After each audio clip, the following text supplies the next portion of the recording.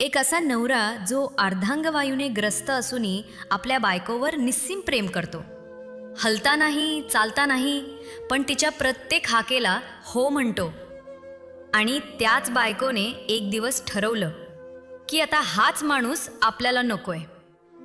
त्याला जिवंतपणीच मृत समजून ती दुसऱ्या पुरुषाच्या मिठीत रमायला लागली.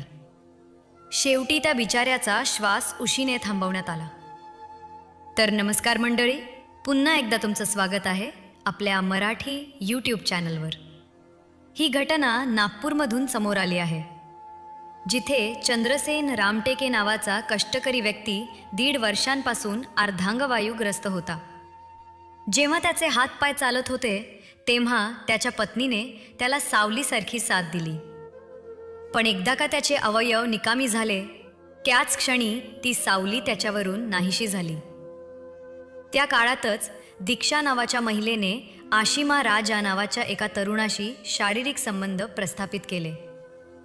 पोटच्या 3 समजदार मुलांचं भान न ठेवता ती रात्र रंगवू लागली. पण जेव्हा चंद्रसेनच्या प्रकृतीत सुधारणा झाली आणि त्याला संशय यायला लागला, तेव्हा त्यांच्यात भांडण सुरू झालं. पत्नीला वाटू लागलं की नवरा तिच्या प्रेमाच्या आड येतोय.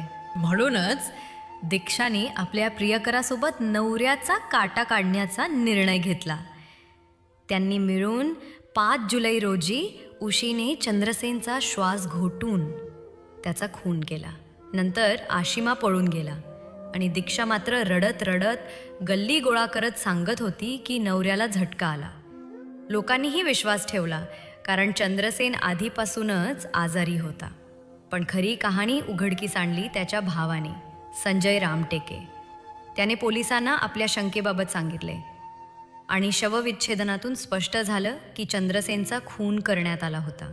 पोलिसांनी दीक्षा आणि आशिमाला अटक केली.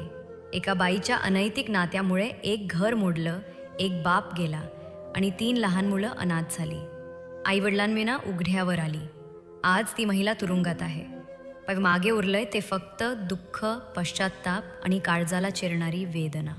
कारण नात्यांपेक्षा जर वासना मोठी झाली तर घर नाही, संपूर्ण आयुष्य जळून खाक होतं. या घटनेविषयी आपली प्रतिक्रिया काय आहे आम्हाला नक्की कळवा. आणि अशाच सत्यकथा जाणून घेण्यासाठी आमच्या यूट्यूब चॅनलला सबस्क्राईब करा आणि बेल आयकॉन प्रेस करायला विसरू नका. धन्यवाद.